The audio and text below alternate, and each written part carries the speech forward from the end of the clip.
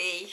Nós já estamos no 13º Veda, o vlog todo dia em abril, em que eu gravo um vlog da minha rotina e no mesmo vídeo eu proponho um desafio de escrita criativa para mim mesma e para quem quiser me acompanhar.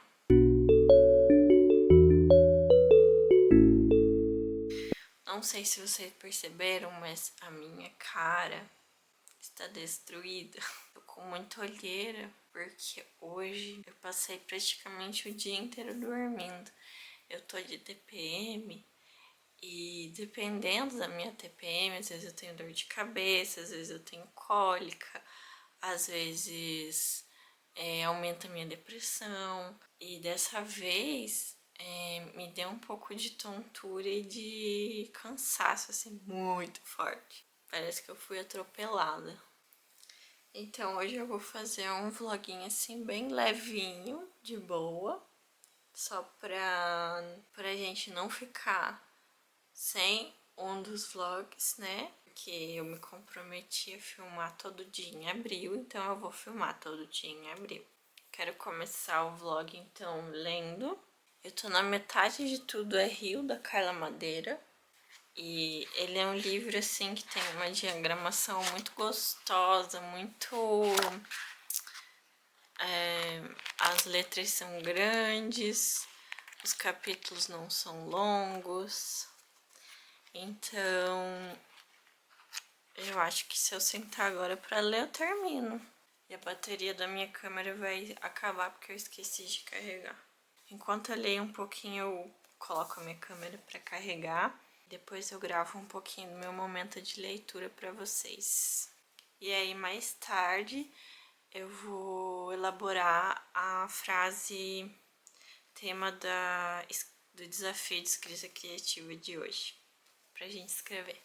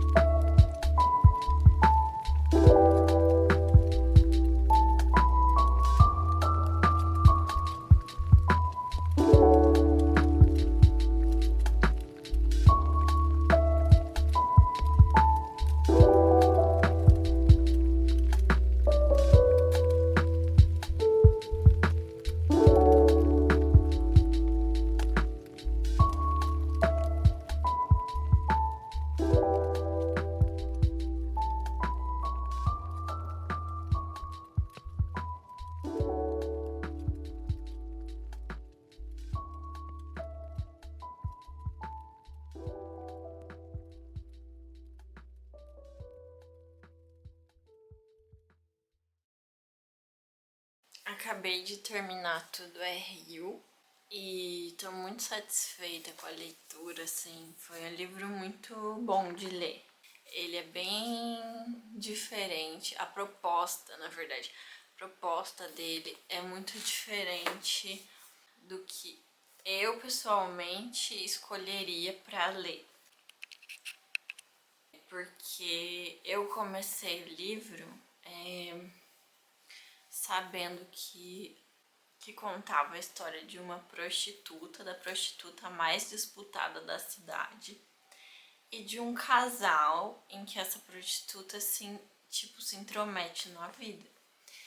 Só que dar essa descrição desse livro é muito pobre, por causa que você percebe que na verdade é como uma história que não tem protagonista e que todo mundo que tá dentro da história é meio protagonista ao mesmo tempo. Eu fiquei assim mais espantada e emocionada de ler por causa disso, eu acho.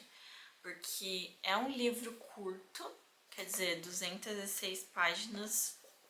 O que dava de tão profundo para caber, né? A gente imagina. Mas esse livro é tão profundo e ele aprofunda tanto na história de vida de cada um dos personagens que é realmente espantoso que ele tenha poucas páginas assim. Porque parece que eu acabei de ler um livro com 400 páginas e não com 200. No começo, você acha que vai ler a história da Lucy, a prostituta. Depois você acha que você vai ler a história do Venâncio, que é o homem com quem ela se envolve.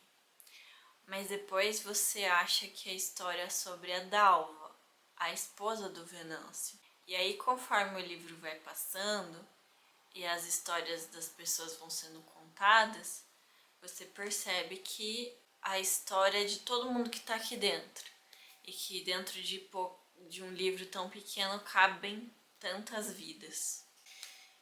No começo, como se trata da história da Lucy, da prostituta, eu acho que é um começo meio impactante, assim, sabe? É um começo que te deixa curioso e para pessoas como eu, que tipo assim, não tá acostumada a ler, nem ouvir nada com palavrão, sabe? Tipo, tudo muito certinho assim. Aí eu fiquei chocada, espantada. Mas é um choque que que ao mesmo tempo é uma curiosidade, porque a autora, apesar de falar da vida da Lucy como prostituta, ela consegue ser poética até falando sobre isso. E ela é poética durante o livro todo, assim. É impressionante como ela escreve bem, como ela cria imagens a partir das palavras, assim, as metáforas e a forma dela contar algo simples. E o mais legal de tudo é que é uma escrita acessível, apesar de ser muito boa. Às vezes, quando você se depara com uma escrita boa, na maioria das vezes em clássicos, né, digamos assim, e essa escrita pode não ser acessível para todo mundo e talvez rebuscada demais, mas eu não achei isso de Tudo é Rio, sabe? Apesar de ser uma escrita que dá pra ver que foi pensada, feita com uma dedicação extraordinária, é uma escrita acessível. Eu não fiquei tão satisfeita com o final, eu acho. Assim, no encaminhar do final do livro, eu consegui adivinhar o que estava acontecendo, qual que seria o final.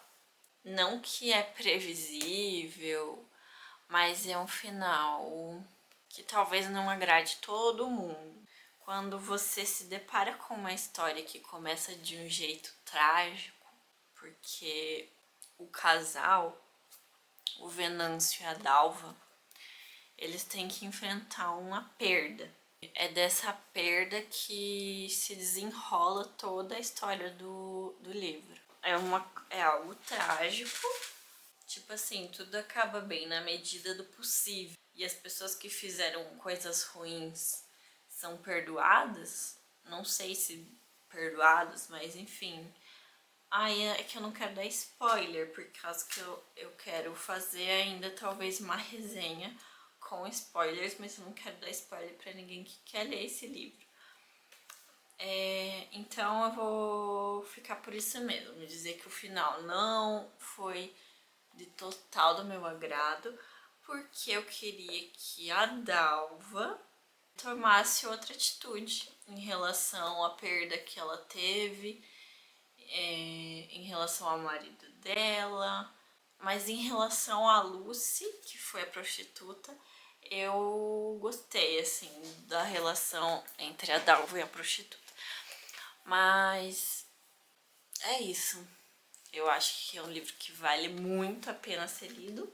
Pra você que quer se chocar, mas ao mesmo tempo quer se emocionar, quer ler histórias de vida de pessoas simples. Você que quer ler um livro bom.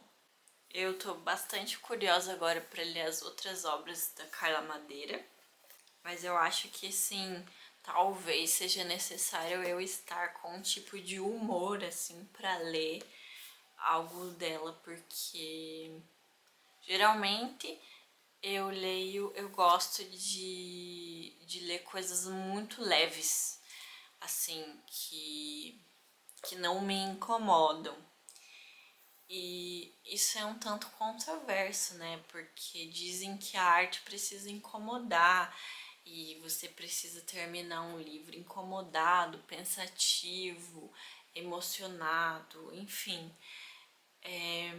E quando eu leio assim, sei lá, um romance, uma fantasia, não é para me incomodar, não é para me fazer uma pessoa mais crítica, é simplesmente para me entreter, né, para aproveitar uma história. E eu acho que esse livro, ele incomoda. Então, quando as pessoas falam a arte precisa incomodar, e eu leio algo como isso, e entendo esse livro como arte, daí essa frase faz sentido, sabe? É uma escrita que além de causar emoção e contentamento com aquilo que você está lendo, ela também alfineta, assim, em algumas coisas, no sentido de questionar certas coisas. É um livro que fala muito de Deus, da crença, da fé, do que é Deus, para as pessoas comuns, assim, do dia a dia, o que se pensa de Deus. Então, assim, é um livro que levanta questionamentos e situações importantes, mas não deixa de ser, não deixa de ter a leveza de um romance. Eu não sei se isso é considerado um romance ou uma novela. E assim, eu acho muito interessante o nome, Tudo é Rio, e a conversa que o nome, o título do livro tem com a escrita da autora, porque ela dá essa ênfase na água e ela faz metáforas com o rio, com o mar, com o sangue, com saliva, com suor. Ela, do começo ao fim, é um livro úmido. Recomendo. E agora eu vou criar a frase do nosso desafio diário de escrita criativa. E eu tô tão assim carregada dessa leitura, que é uma leitura impactante, né? Que eu não tô com vontade de escrever. Eu queria, tipo, consumir uma outra coisa assim que fosse muito leve. Não queria produzir nada. Mas enfim, né? Estamos aqui pelo desafio de escrever por 30 dias e escreveremos por 30 dias. Bom, então, inspirada pela umidez desse livro, de tudo é rio, nas metáforas todas com lágrimas, suor, sangue, eu pensei que a frase de hoje poderia ser algo como: escolha um sentimento e dê um sabor, um cheiro, uma textura e um som a ele. Tato, olfato, paladar e audição. São 5? 4? Gosto, o cheiro, a textura e o som. Ai, eu esqueci da visão. Que não são 4 sentidos, são 5 sentidos. Por isso que a gente fala que algumas pessoas têm o 6º sentido, né? Então vamos reformular a frase. Escolha um sentimento e dê a ele um sabor, um cheiro, uma textura, um som e uma cor. Acho que é algo divertido, simples e leve de se fazer.